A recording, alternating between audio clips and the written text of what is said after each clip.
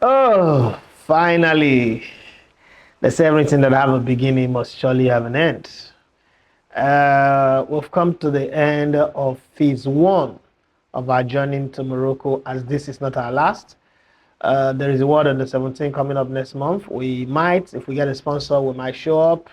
If we don't, we'll wait for the AFCON, and hopefully the support that we've gotten, the engagement that we've gotten has encouraged us enough to start thinking and planning for it. Well, like I said in on Twitter and on social media posts, coming for the AFCON, the plan is different, the budget is different. WAFCON is a 25 million naira budget, but we have to triple that to be able to achieve a successful AFCON. We already have a plan, we already have a roadmap, we already have production plan. What is left is the money. But let's talk about Morocco, our experience before we jump on the plane tomorrow to Egypt and from Egypt to Lagos. One of the things that our stay here have shown me is that there's nobody that is going to convince me, no Bible scripture that is going to convince me. This Morocco is the place where Jesus fed 5,000 people with bread. And that time that the Bible said that Jesus is the bread of life, it was actually referring to Morocco because the amount of bread that they have in Morocco is crazy. There is different shades of bread. You know how we say 50 shades of gray? Well, Morocco have 50 shades of bread and more. And everything you buy, they almost like give you bread for free. You could actually buy toothpaste. I'm about exaggerating now, right?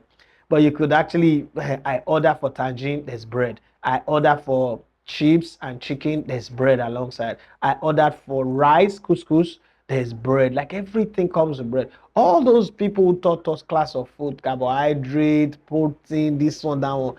Bread and couscous, is it not too carbohydrate with that? Well, that's a long one. Well, I know that in Nigeria we buy rice and put spaghetti and then ask put yam. So we're also in that category. But it's just funny. So the journey, remember, we came in late. We came in after the group stage, not of our own making. We planned, original plan was to come here 5 days before the start of the tournament, capture the arrival of the teams, and follow the Super Falcons from day one.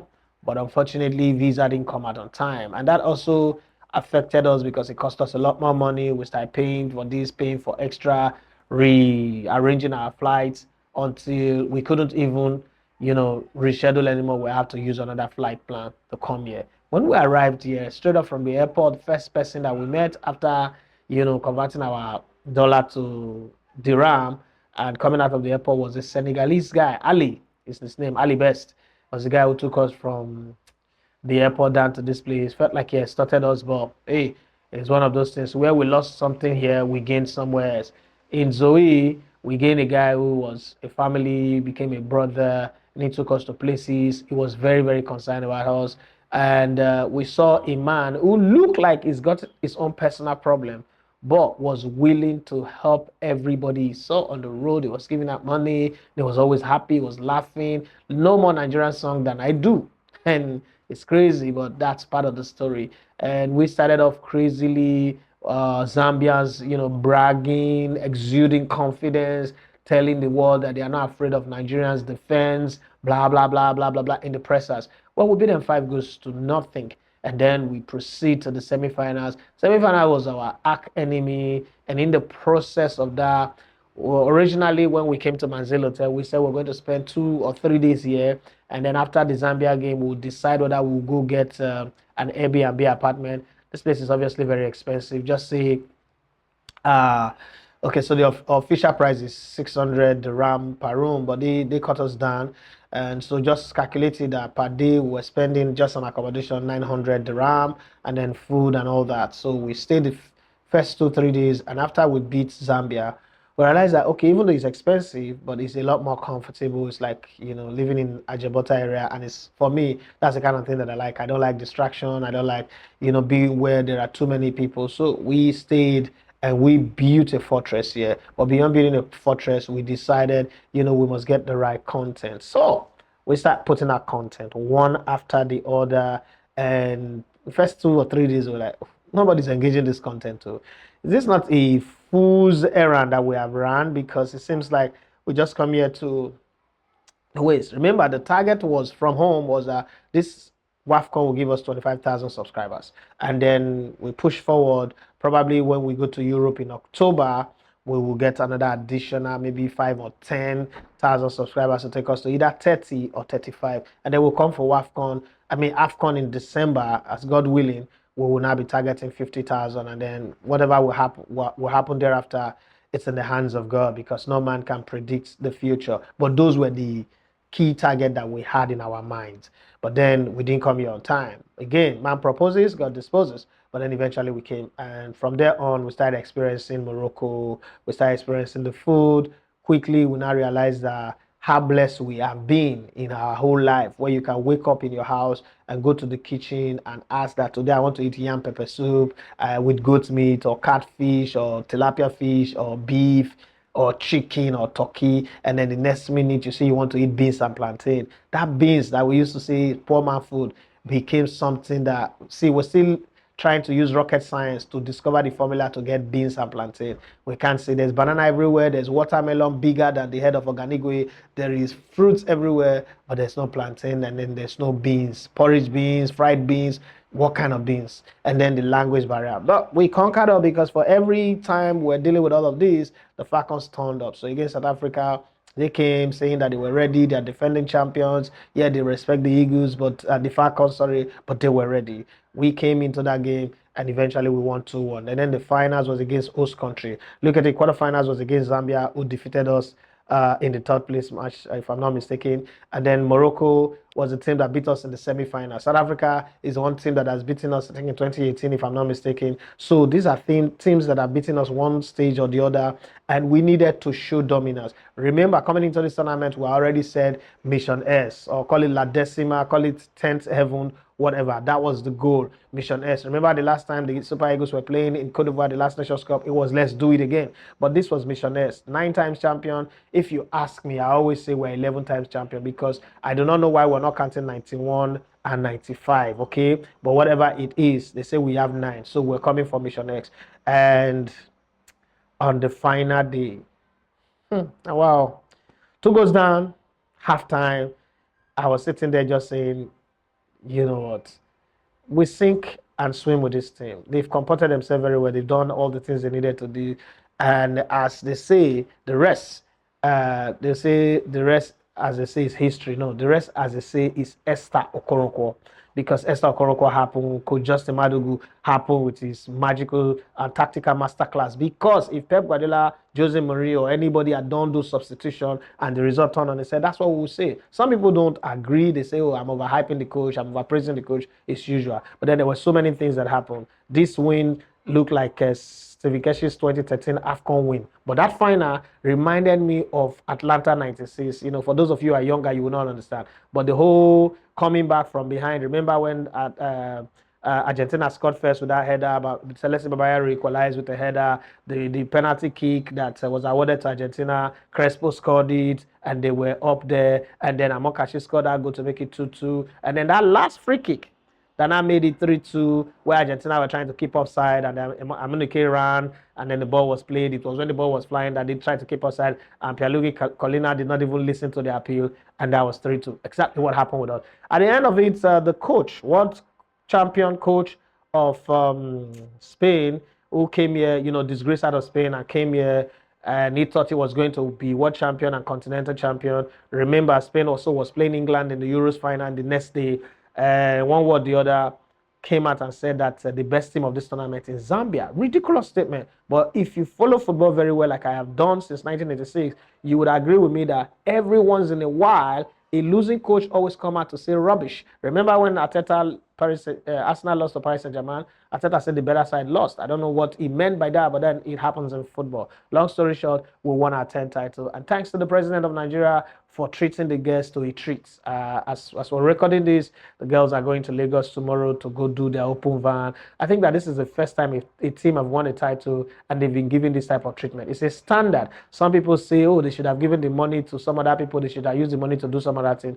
The one question I like to ask is, other people that have not done this and have used the money to go buy properties in Dubai or share the money with their cronies, what have you done? I saw a post where they say that the armies that have been fighting bandits, that have lost their hands, that have been injured, they've not even been given a dime. That I agree with because I lost a brother. I lost a brother in Zamfara. Yeah, Major Sam Miller, and I still feel bad about how it was, how the whole thing happened, defending this country. So I know exactly how that feels like. But having said that, I think that we shouldn't be mixing this thing together because they are celebrating someone does not mean we should not come and say, oh, this one. You like that battle in the US where they say Black Lives Matter. Then white people come and say white lives matters also. Yes, white lives have always mattered, but it doesn't mean that black life does not matter. So two truths can stand side by side. We can also speak for the fallen heroes. We can also speak for the injured soldiers, the veterans, and say, government, the way you look at these first people, please also look at this one. And then those people say, oh, it's a political gimmick. I always want to ask you guys this question. Do you know that this government can still stay silent on this, and all of the money that have been given to these girls and the house and everything, they will steal it? Remember, one man, Ifemelele or whatever the name is, allegedly built an entire estate off the back of our home money. And you know how the story goes. Well, so let's not even say it is money meant for one thing or the other that they have given to the girls. Let us look at it from the angle that these girls have merited this, and for once, let them be celebrated. I remember when Flores Omagbimi was the coach of this team, they also went and won the tournament. They came back and they were begging and protesting for their match bonuses and allowances to be paid. We all said, oh, the NFF should do better. They should take care of this girl. The government is irresponsible. For once, a government is trying to do better. We are either converting it into a political conversation or, oh, they shouldn't have given to the girls. They should have given to these people. It's a very, very sad one. Having said that, comment section people, I will not finish this without talking to you guys. First off, thank you for engaging our content. You guys have given us so much engagement, so much praise for the girls, so much positive comment. But then there are some aside that I need to explain. This is not me picking a fight with anybody, but I like to explain some things. So interviews are done in different ranges and in different environments. When you invite someone, a footballer or anybody, to come to your studio, or you want to go to their house to do an interview, you can control the environment. You can control the noise. You can control, like if you follow my podcast on Atlas or you follow the Gliders, you would see that the environment is controlled. But when you are in tournament a moment and you want to do interviews, remember that you are going to the team's hotel. You can't go to the player's room. You can't also book a room in the hotel.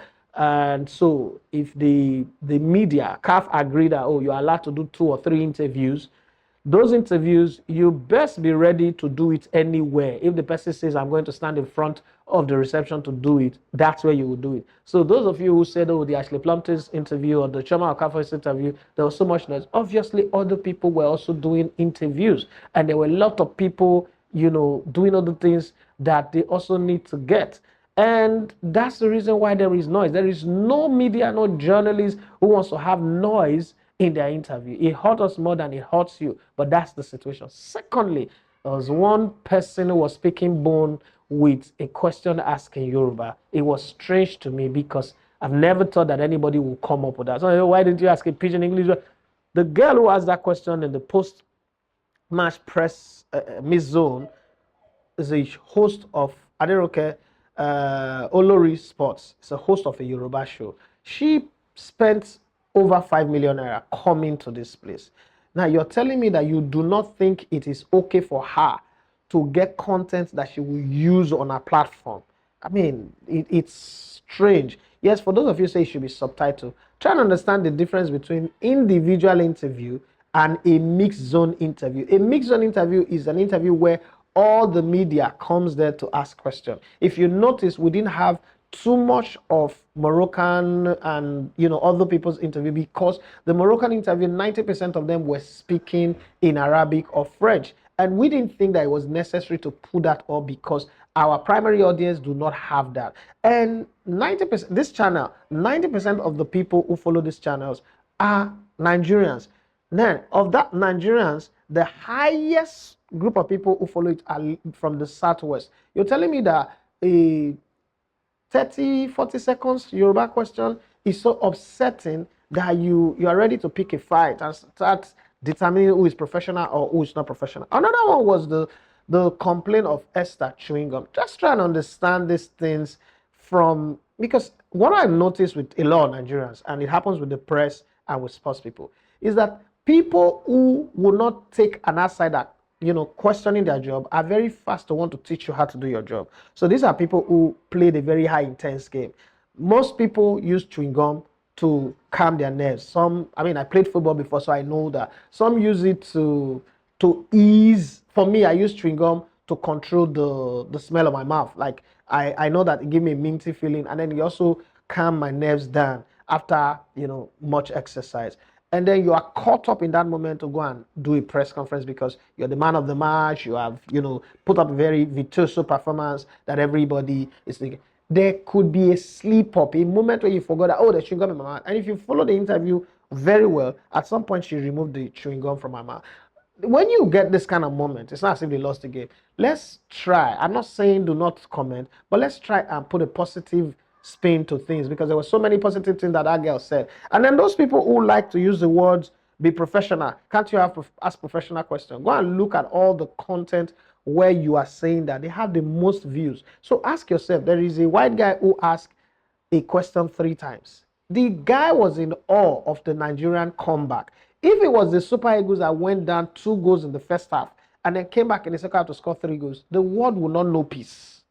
It will be like Hiroshima's and Nagasaki's being attacked by an atomic bomb. But because it's the girl we're downplaying it, the impact of coming from 2 goals down, 70th minute plus, against the host country where your fans are not even there, just journalists becoming fans, it's a very big one. But we're not even talking about that. And everybody's talking about, oh, this. See, there are so many things around this game. That guy was in awe of the team, how they find the strength to come. And this guy is not a guy who grew up in Nigeria. He's a white guy who didn't grow up in Nigeria. So seeing a team like this is not something that happened on the regular.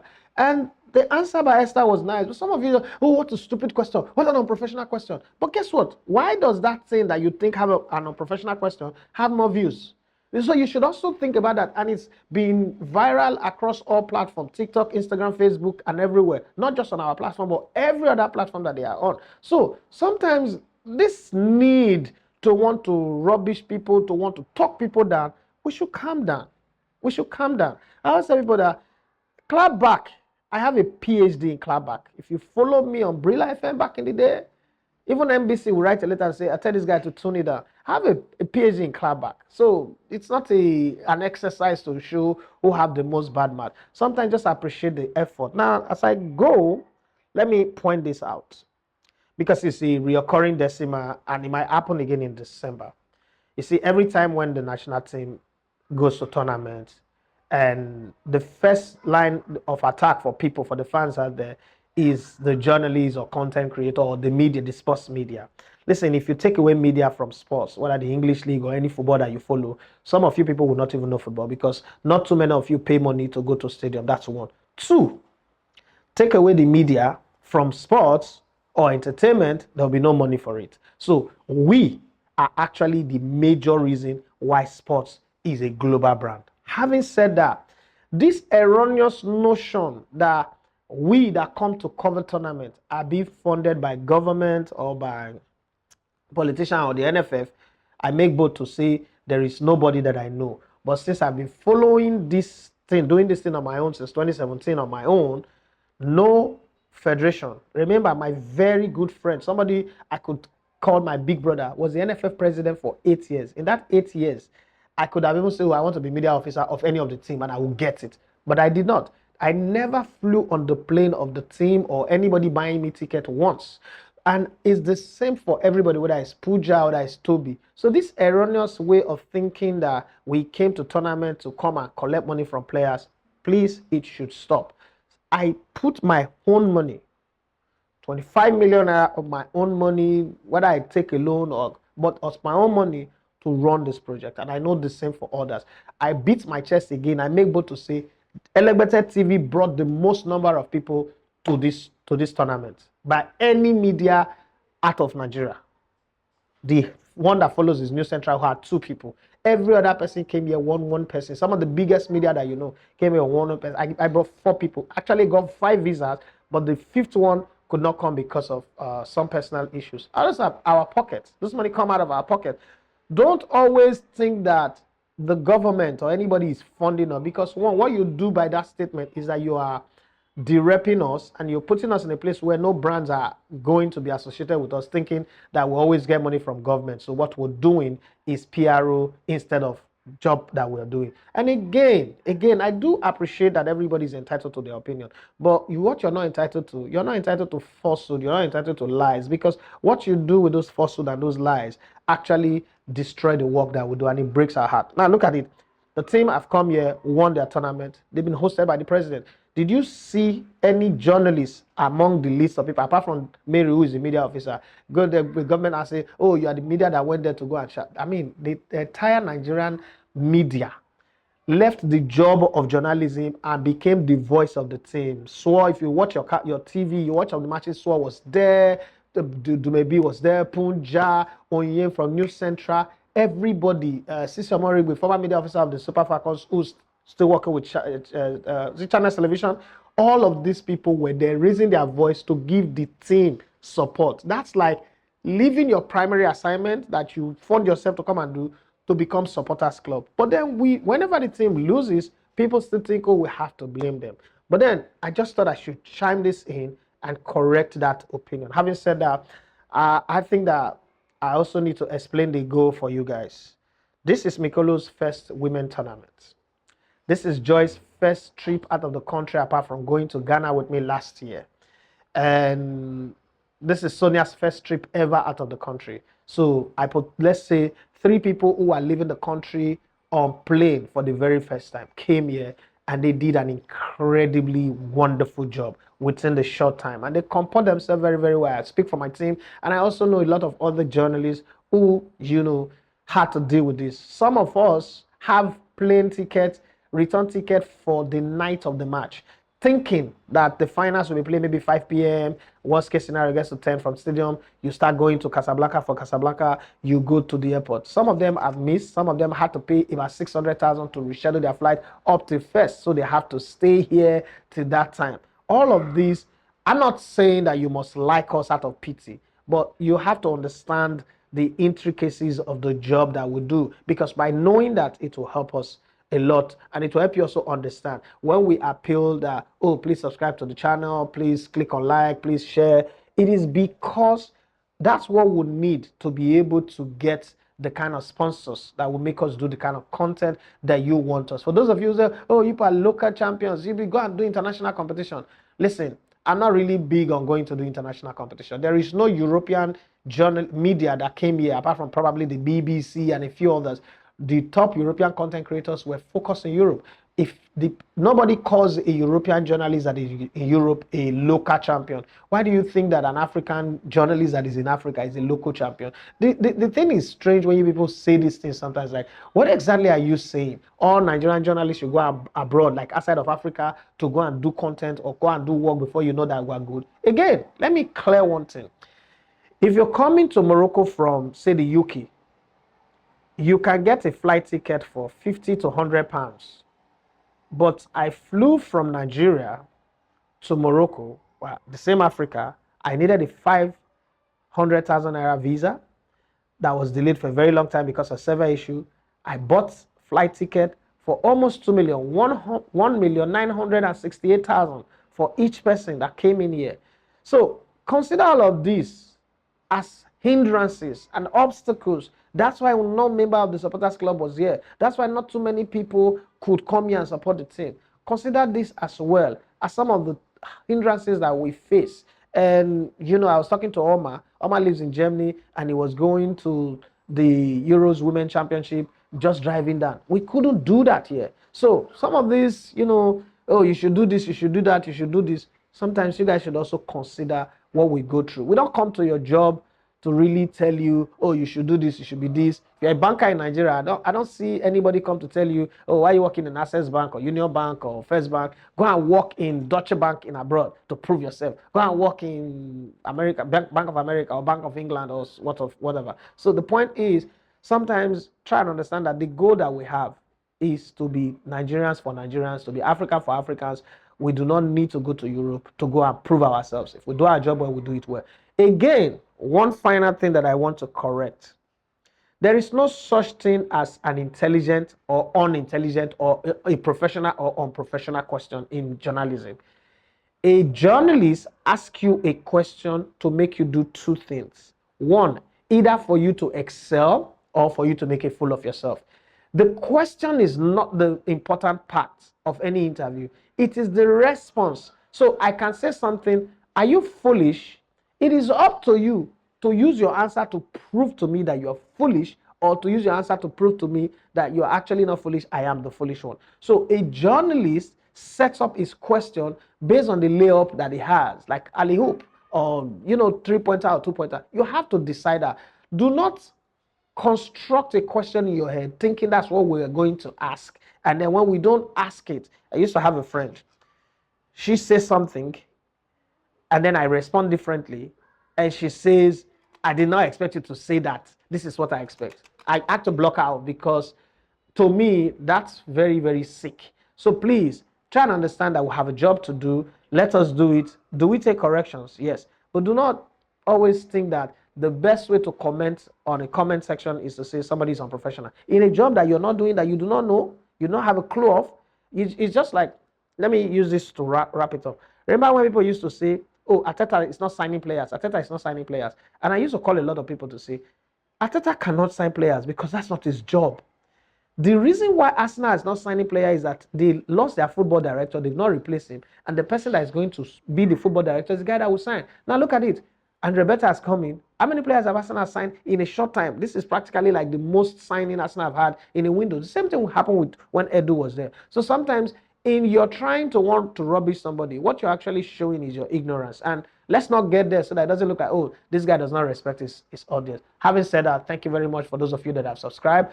We may not have hit 20,000, but I've learned a lot of lessons.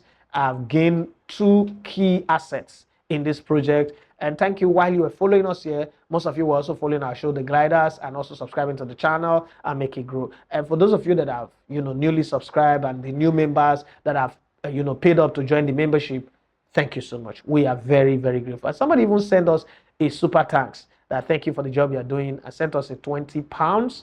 A £20, no, £40 donation. Thank you very much. God bless you. I want to say massive thank you to my team. George Abilu, who couldn't have done this without you.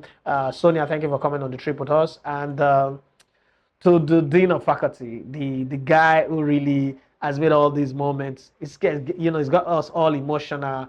Michael Adigbile has been a great discovery for us, and I hope that we can do a lot more. For those of you sending us messages to say, what can we do to make AFCON possible? Honestly speaking, I hate to just directly ask people for money, because I don't know what you're dealing with and the budget is big. The first thing that you can do for us is help our subscriber base to grow. Why should that be important?